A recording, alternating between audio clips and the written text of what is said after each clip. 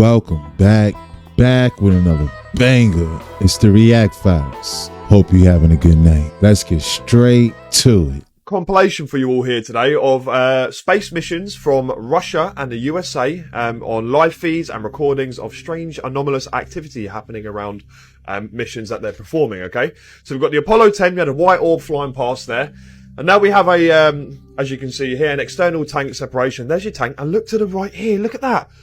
There's a boomerang triangle shaped type object floating through that's kind of phasing in and out of existence. That's kind of strange, right? And it just gets even better. I mean, as the years go by, if you've been paying attention to any sort of live streams and stuff that come from NASA itself, whenever anything strange or weird appears into frame, they randomly just, you know, shut off the live feed or say, oh, there's an interruption, sorry guys, you have to turn it off, and then things of that nature. And it's very, very interesting. And astronauts and people working in and around these sort of missions always report strange things. We've had it for so many years now.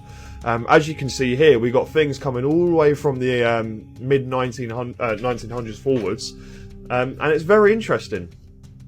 And this whole compilation is just amazing about all of the strange things that happen. Photograph outside the ISS during the Expedition 7. The object was officially catalogued by NASA as unidentified. Look at the state of this thing, mate. Interdimensional VHS player, bruv.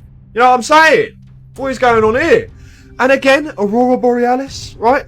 Of the strange bat signal above the auroras that we've seen and all these weird shaped objects. And this isn't the first time these objects appear, right? What is that? Explain to me that, NASA. Huh? More. The ISS, International Space Station, all the time on live feeds when things happen. Like, oh, goes past. And usually when these things appear on these live streams and live feeds, they shut them off. It's very weird. And I don't care. They could try and suppress me as much as they can, as much as they want, but I will always be talking about stuff that matters and this strange, weird stuff. Alright? Unbelievable. Here you go. This is a good one. What is that, mate? Right? It's not a basketball in the atmosphere. This is a freaking orb. Look like the one from Manchester, alright? The ones we've seen in New Jersey, the ones that have been appearing in Japan and China and the Middle East, alright? And all over Europe, okay? There was one that was basically exactly like this that happened near the South Downs in the UK, basically a couple of weeks ago. Perfect. Exactly the same. Do you know what I mean? Like, they're just insane. There's more things that just carry on. I mean, if they can't explain what most of this stuff is, right? Or they do try to explain it with some just strange, stupid stuff that they come up with. I don't know. Like, what is all that about? And we do have this thing. Again, there's that NASA Tether mission where they had this disc-shaped object with a hole in the middle that was surrounding this tether in space when I'm conducting experiments. Every single time, mate. Screw being on the ISS. You guys let me know what you think. I thought this was a good thing to watch. So, yeah, hope you enjoyed. Look at that! Doritos, bruv! I absolutely enjoyed this one. This one was great. Sometimes you just need a little good UFO compilation. Shout out to Interstellar Discussion. Yeah, man, them live feeds are very interesting. You know, just the idea of getting that point of view from the satellite, that something just whizzes by, it really makes you wonder. It makes me wonder. Have you ever seen the photo of 1905 Fifth Avenue? There's 49 horse-drawn carriages and one Model T. 10 years later. No horses. No horses. 10 years. We figuratively and literally built civilization on the backs of horses, and you couldn't give away a horse within that 10-year period. Today, a car that you drive versus an electric self-driving car is not that much of a switch. It's not like going from horses to cars. It's going from cars to cars. And you first set up the HOV lane, can only be a self-driving car there. If you have a self-driving car, you go 120 miles an hour with 2 car length distance. It'll never be drunk or tired or distracted. And if it wants to change lanes, it tells the other cars, I'm changing lanes now. They park because all the cars can talk to each other. This will roll fast.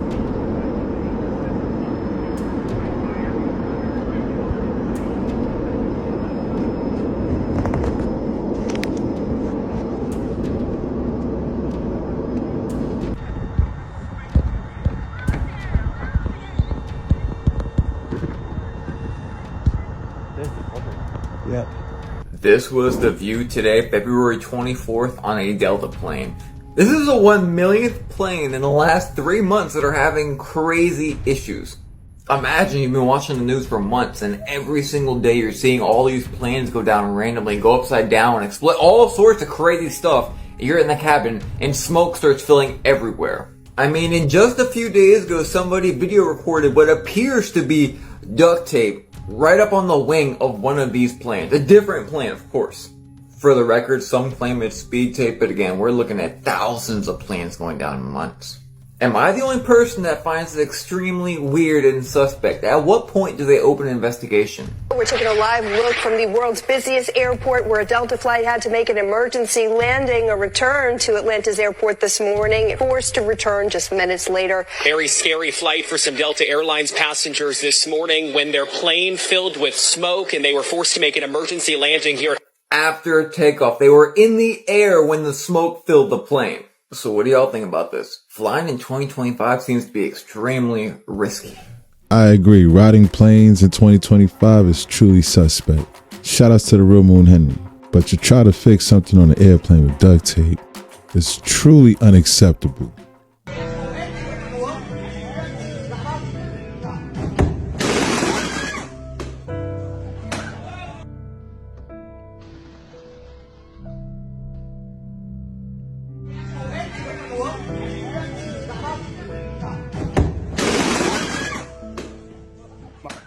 This is going to be like a replica temple that was laid out, modeled after an Egyptian Greco-Roman temple. You could see the pillar columns right here and the gray brim on the top. They added the brick on top of the structure, right? And they filled in all these in between all the pillar columns. That's because these were built for Nephilim. Nephilim used to walk in here, just like this temple. These marble pillar columns would have matched those square pillar columns right across the street on the town hall. They bricked all that in to be an open temple. They added the clock tower on top of this. Those are all second editions. The bells and clock tower, second edition. This structure ended right there at the back where that wall ends. They extended it back and bricked it in, okay? This is an old temple hall. See how it says town hall right at the top? That's because this is a Mason hall. So look how big these arcs are right here. Those were for Nephilim, okay? They converted the doors. The doors are second editions. A chief is a priest back in ancient Babylon. New York is Mystery Babylon. Windows were never here. This brick was never here. This is how tall. This is like a 20, 30 foot tall arc. That's because these were Nephilim halls that we used to walk into. I'm going to show you the statues and the symbolism around the city. That's going to be the Queen of Babylon with the star on her head. You can see her hands kind of hiding in the flag, right? And she's got the reef. That's Inanna or Ishtar. This is the same statue that's in Iraq, in Babylon, all right? She's the goddess of war. That's why there's a spear right there on the top of that flag, and she's sitting on one of these Corinthian pillars. That's because this was all the Greek, Roman, and Egyptian empire that got converted into the United States of America, and these men fight the battles for her. That's why there's that eagle right there that goes back to Rome and Egypt. All these Corinthian pillars, they have deities hidden in the top of this artwork right here. I'm going to walk around the block and show you the artwork. This is also going to be Inanna from the Epic of Gilgamesh. Gilgamesh was Nimrod. He was the grandson of Noah. He had Nephilim DNA. Nimrod was the first Mason to build post-flood. That's why this says Rensselaer County right here, because he's a Freemason, okay? First building coming into the city on your right. That's going to be your Freemason Hall. They hid the sign behind the bush. See right there, the G, the Freemason Hall. This is the other side. You see how it says Underground Railroad and how this was a reputed spot? That's because there's stuff all underneath this Mason Hall right here. This flag, it looks like a smiley face right there. That's one of their markers. That's like the tribe of Dagon. Why it was the same windows in that church on my last video, exposing the Satanic Church, or the Freemason Church. This is going to say Manor, because the Masons were all legal slave owners. They used the central bank and the social security numbers. This all goes back to the temples of Dagon. That's why you can see right here, this is a Mesopotamian, Canaanite, Babylonian goddess right in the artwork. Alright, this isn't art, this is symbology right here. If you can see it, those are two eyes and a mouth right there. That's that same face that was in that church. Alright, these are symbols that they use to speak to each other. They're markers. That's why they all got the Corinthian pillars right here that go back to ancient Rome and ancient Babylon. Right across the street, you got your law office, alright? The number 69 right there in the address. That's going to be the balance energy, divine justice system, the scales of balance, the yin and the yang. You can see right here on this church right here, there's an owl up there, okay, on the end. That is not a gargoyle. I'll go over there. right there. You got an owl on every single corner. That's Moloch right there, all right? They put them there, like, recently, right? This is their symbolism right here. The red Templar crosses, right? Those are all markers. They sanded this cornerstone down and chiseled that in there. Even say erected or founded or anything, it just says 1914 on this side. There would have been writing on this side too, on both faces. They sanded this whole thing down. Took the original date off and replaced it. Yeah, there's windows along this, and this brim right here has this tie-in across it. That's not the foundation, okay? The foundation's going to be in the ground like another 10, 20 feet where that cornerstone's supposed to be. They pulled the cornerstone out the ground and placed it in right there and sanded it down. These were all windows that ran across right here. I go down probably to about right there, another 4 or 5 feet. Now, if that's not the foundation, just imagine how many pounds of concrete they had to pour. Shout outs to Indios 369. This was very interesting, showing the symbology of the town. That's crazy. You've heard by now that it's believed that Stranger Things is based off the Montauk Project. But did you know that this book, Transylvanian Sunrise, says that the project still exists today and is being carried out in Romania? And this follows the story of the Romanian version of 11. Now let's take a moment to make sure that everyone's on the same page about the Montauk Project. Camp Hero, a facility in Montauk, Long Island, was a government-funded research facility that allegedly was studying time travel. Now, this place has connections to aliens, Nazis, a sea creature that still exists today. This Montauk monster still washes ashore from all of the sick genetic testing they did. Now, most of the information that we have about the Montauk Project originates from Preston Nichols with his book, The Montauk Project: Experiments in Time. He claims that he worked at the facility, that after his time there, his memory was erased using the mind control technology that they had been using there. Now, he wrote this book with Peter Moon. Peter Moon is also the co-author and publisher of this book, and we'll get into that more into how this book came about. But I actually did find this interview from 1994, an old episode of Coast to Coast with Preston Nichols, and he claims that he was involved in the creation of this Montauk monster, and that because the projects had gotten so evil that some people that worked there purposely created this monster. I don't know how I feel about Preston Nichols. Watch a lot of whistleblower stuff. I don't know. He's kind of a mess. But I don't know. They also allegedly screwed up his brain, so I don't know. Anyway, there's many other people who also claim that this happened. Okay, so the guy Peter Moon, who published both of these books, so he tells us that he was brought to Romania by a Dr. David Anderson. That this guy was a contractor for the government because he created a time warp space machine that you could basically travel time in. So he brings Peter Moon to Romania. But when I look into this Dr. Anderson, based on the little bit that's available online, he does seem very legit. He's the founder of the Anderson Institute, which specializes in time research. I was actually able to find a radio interview with him from 2010. And Dr. Anderson knows what he's talking about. This part's so interesting and slightly unrelated. This interview took place in 2010, and it's about time slips. And what he's describing are Mandela effects. But it wasn't until 2010 that people realized there was a Mandela effect happening to even call it one. Okay, so back to this book. Now, coming up in the next part, I'm going to break down this whole book for you, and how this psychically gifted child was taken away from his parents at a young age to be grown and trained in a government facility to be used for their nefarious discoveries. Transylvanian Sunrise, a Romanian version of L. Wow. Shout out to JK Ultra. Those experiments washing up on shore. Now those were horrific right there. I couldn't imagine. But Dr. Anderson, I definitely want to learn more about these time slips, aka Mandela effects. This has got to be the most unbelievable archaeological find ever made, and to this day there are still no records of who built this or how. It was found near a village along the Q River of eastern China, a quaint little farming town with beautiful rolling hills. One of the mountains in the region was home to a series of very interesting rectangular shaped ponds that were unlike any other in the country. For as long as anyone in the village could remember, these ponds supplied them with water for ages. Generations upon generations would use the ponds as a fresh water supply, and they would never run dry or even recede over time. They almost seem to be a source of infinite water. They became known as the bottomless ponds, and villagers even attempted on many occasions to measure how deep they are, using the longest bamboo poles they could find, yet they could never ever touch the bottom. Then in the summer of 1992, a local villager was fishing in one of the ponds when he caught a massive 30-pounder, which was way bigger than what anyone else had ever caught in these ponds. Intrigued by this discovery, the villager made it his mission to get to the bottom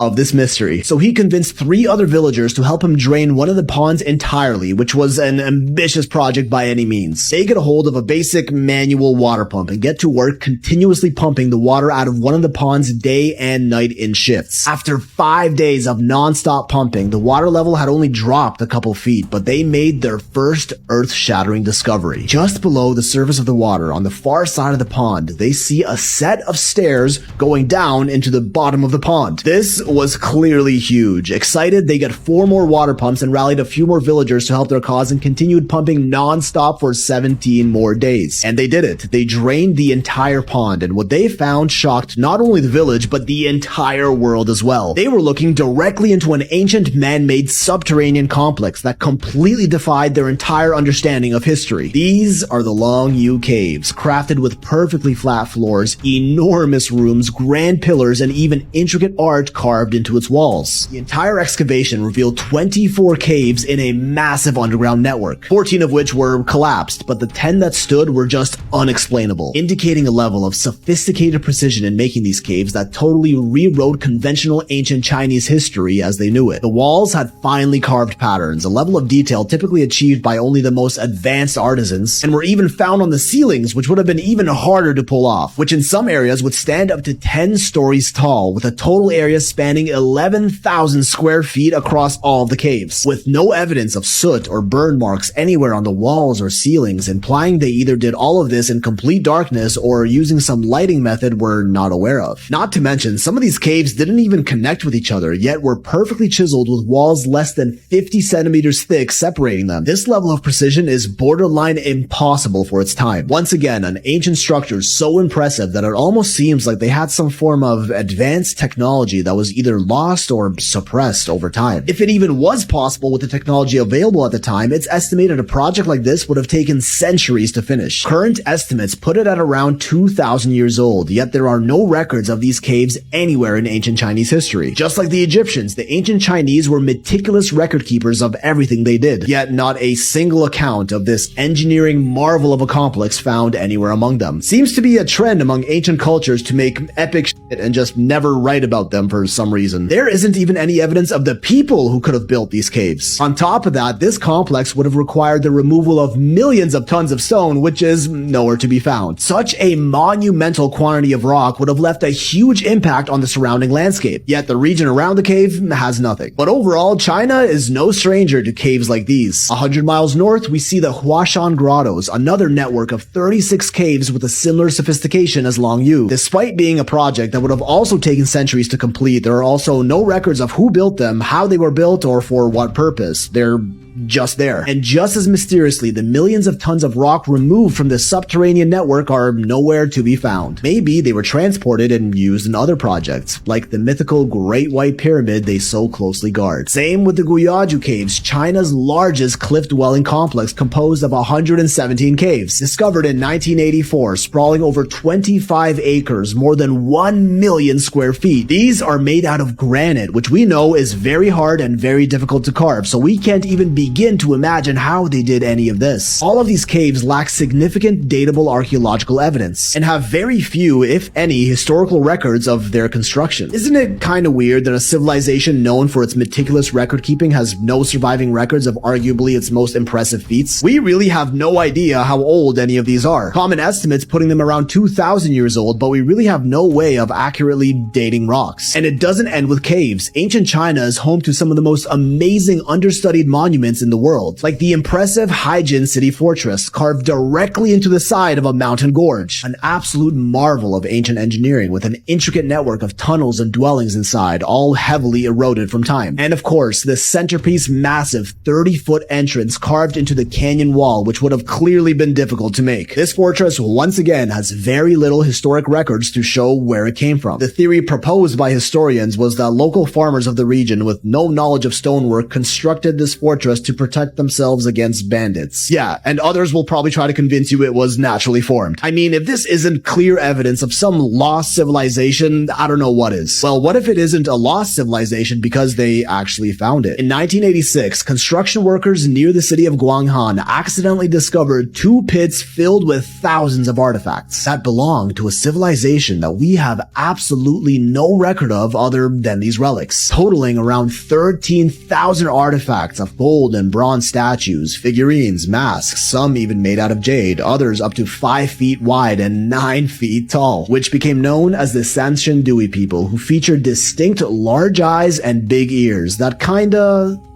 Okay, no, I'm not going there. Strangely though, these aren't similar to any other ancient Chinese culture that came after or before them, and many of these artifacts were burned and heavily damaged when they found them, almost like they've been intentionally hidden and buried, or perhaps scorched by a global cataclysm. The Sanshendui artifacts have been officially dated to as far back as 5,000 years old. That's as old as the Sumerians and the earliest Old Kingdom Egyptian empires that ever existed. Did this society exist far before our known timeline, build all of these incredible complexes, and for whatever reason get erased from history? The dawn of civilization from an unknown society found in China? Man, this really just keeps on getting older.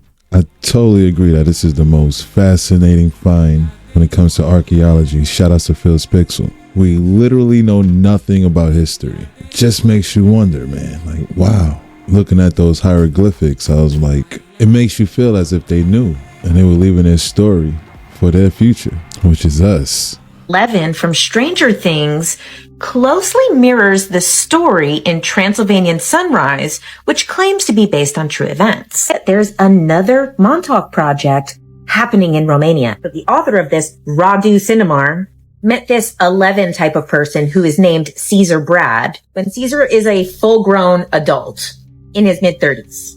But the story begins on the day that Caesar was born in Romania, which was under communist control at the time. So from the moment that Caesar was born, the doctors knew something was different about him, because his umbilical cord was 3 times the size of a regular umbilical cord. And when they tried to cut it, they couldn't. And it was like there was fibers of metal inside of it. So once they finally got Caesar detached from his mother, the doctor called like the CIA equivalent in Romania and was like, yo, something's weird here. You guys gotta get here. Something with this kid. So this like officer comes and instructs the doctor to destroy all record of Caesar ever living. So Caesar goes home with his parents. And the reason that we know all of these things is because later in Caesar's life, he saw all of these documents in the government about himself. So Caesar goes home with his parents, but then his parents are visited by the government. And they basically say, we're going to need you to like contact us if anything happens, like if he displays any strange behavior. And they said, don't worry, for this inconvenience, we're going to pay you monthly. So Caesar's mom doesn't want to take the money, but Caesar's dad insists. So over the next several years, Caesar displayed maybe some differences, but his mom did not want to contact the government and let them know unless it was really necessary. Caesar did not speak a word until he was 4 years old. But when he spoke perfectly. So the family had relatives over for a holiday and everyone kept kissing Caesar and showing him affection. And for the first time he spoke. He's like, please stop. I'm thinking. But then once he started speaking, these questions were beyond what his family could answer. He started asking things like, where do thoughts come from? So now Caesar's mom was a bit of an artist. So she had drawn this spiral one day and she just did it really perfectly. And when Caesar saw this spiral that was kind of like a hypnotist spiral, he just got stuck, fixated for over a day. So then Caesar's dad gets home and he's like, well, take the freaking spiral away from him. And when they take it away, he just has a complete meltdown. Finally, his parents decide, I think we should call several secret agent looking people arrive with a Chinese doctor. Now this doctor, that's from China. Mind you, Romanian was under communist rule at the time. So they had great relations with China. And we'll get more into this soon. But this was the origin of Department Zero.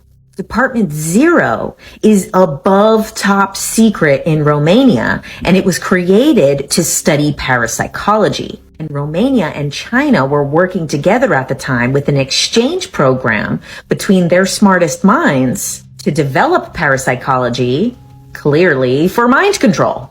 So this doctor, with all of these like secret agents, examines Caesar and is like, it's fine, just leave him. A day later, he snaps out of it and just goes back to normal, like nothing happened. So this special Department Zero, they would watch for children and people with special psychic abilities. And sometimes they would watch these people over the course of many years and see if it develops. And then sometimes if they did something really extraordinary, they would just take them right there. And this is where Caesar shared something very interesting about how belief comes from within, and that there's so many people who say, well, if I saw it with my own eyes, I'd believe it.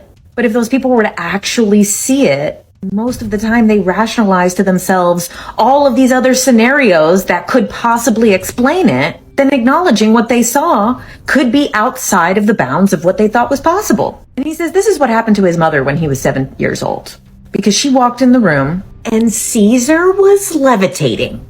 Later that day, when Caesar's dad came home, they discussed it and they said they probably should call the government again, let them know what happened with little Caesar today. He was floating in his room. And that was the last day that Caesar ever saw his parents again. They took him to live in Department Zero, where he became a test subject and eventually head of the department of Department Zero. And as head of the department, he's approached and propositioned by the top of the pyramid of power on this planet. Stay tuned. Lil Caesar was levitating in his room. That brings a whole new meaning to Lil Caesars. Shout out to JK Ultra, yo. This story is crazy. So he grows up and becomes the head of Department Zero. So hey, what are you doing? Hey, no! This is the moment a pair of heartless thieves stole 2 puppies, with one pretending to have a seizure to act as a decoy. So hey,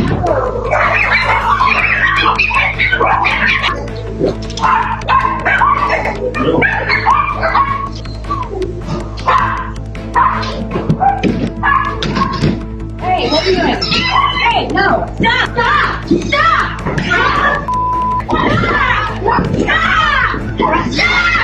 One of the puppies was returned by a good Samaritan, but the whereabouts of the other puppy remain unknown. This is part 3, breaking down Transylvanian Sunrise, the true story of a Romanian man, Caesar Brad, who was taken as a child by the Romanian government because of his psychic abilities to be trained and experimented on in Department Zero. We left off with the last day Caesar ever saw his parents. Okay, so when Caesar gets brought to this facility that he lives at for the next 10 years of his life, there's many other psychic children that live there. Okay, so one of the other kids was 14 and had telekinetic powers. And training those abilities is a big part of what this facility is doing in these experiments. Because untrained, so Caesar said when this kid would get angry, sparks would fly off of him. And that in his room, everything had to be made of plastic or wood. And he couldn't maintain his body temperature at all. But they had to keep him at a cool temperature. So they would keep him in a completely air-conditioned facility, but the kid would freak out and say that it was dead air and that he didn't want to be in the room because the air was doing harm to him. Then Caesar tells us about one of the other kids that lived in the facility. And his ability was that he could see 20 hours into the future. And they speculate that that has to do somewhat with like the probability of the future and how it is so fluid based on everyone's decisions. But that through training, they're able to find this like sweet spot of 20 hours. But then this poor kid can never like speak to anyone again in his life and needs full-time security because of course the government doesn't want anyone asking this kid any questions. Oh, and let's speak about the facility. Okay, so this Department Zero was created out of necessity. As we know, Romania was under a communist dictatorship at the time. Okay, so the book gives 2 main reasons why this department exists. 1, to understand the human mind better for mind control. Also, because in 1981, 2 brothers were hiking in the Carpathian Mountains, and one of them climbed up real high on a little ledge, saw an object up there, touched it, and vaporized into thin air. So then when the remaining brother goes back to the police, everybody goes out there with a search party. Now the father was also a mountain climber. So he climbed up to the ledge to check if he was up there. He said that there was this object that looked like a yellow golden chain, almost like a lever or something. So he touches it and disappears in front of 10 people. The police notified people in Romanian intelligence, and that was the day that Department Zero began. Caesar says that the facility was built by Americans, but that the technology was created in the Netherlands and brought there. Now, a lot of the other children in the facility would get transferred out regularly. Not only did Caesar live there for 10 years, he started working for the department. In 1989, he was moved to another facility when the collapse of communism happened in Romania. He said Department Zero was pretty unaffected by the process, except for some moving, because they had become so compartmentalized that by that point they were already running autonomously from the government and didn't need anyone's approval. In fact, whoever came into power didn't really need to know what they were up to. Coming up, one of the generals sneaks Caesar out of the facility to meet with a prophet. This is crazy. It sounds like a movie for real.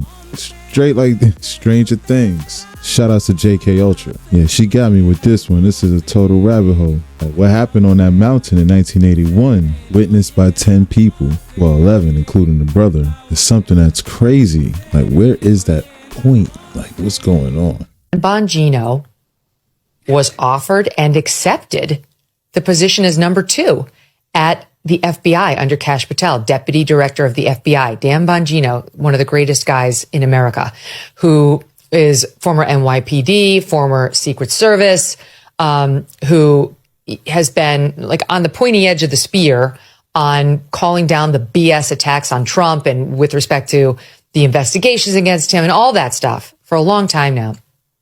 To me, I'm amazed he took it, because even though we absolutely could use him, and he's definitely qualified, notwithstanding the fact that he hasn't been at the FBI, all the panties are in a bunch over there, reportedly at the FBI. He's not one of us. Yes, exactly. Right. That's why he got the offer. But I can't believe he took it. I guarantee you he's making millions of dollars doing that podcast. It was very successful.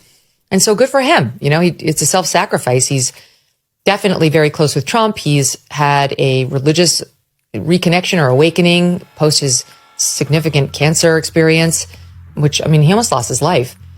And I'll bet anything he really felt called. So he's going over there. But this is, I wanted to show you this. Some savvy Twitter user, do we have it? Yeah. Found this soundbite of Dan in his last show on Friday. And I think he's doing a show today, so we'll hear more today, I think. And listen to this soundbite in lieu of what we now know. Folks, I strongly encourage you to go back and take another look today at the Russia collusion hoax. We had the FBI, in conjunction with the Department of Justice, officials in Congress, foreign governments, and intel people, fabricate a story, invent a story that could have caused and done serious long-term harm to international relations with a nuclear-powered foe. It's kind of a big freaking deal. I'm not letting it go. And you listen to me. This is going to be very important in the coming days. I'm not letting this go. I want to find out what happened, because it can never happen again. Not to a Democrat, not to a Republican, not to a Libertarian, not to any United States citizen. You don't get to do that. Why do I bring that up now? Because who is the ringmaster of that circus? Yes, Adam Schiff. And no, I'm not letting it go. And that's a wrap. Hope you enjoyed tonight's rabbit hole. If you like this video, why don't you check this one right here. Thanks again. Till next time.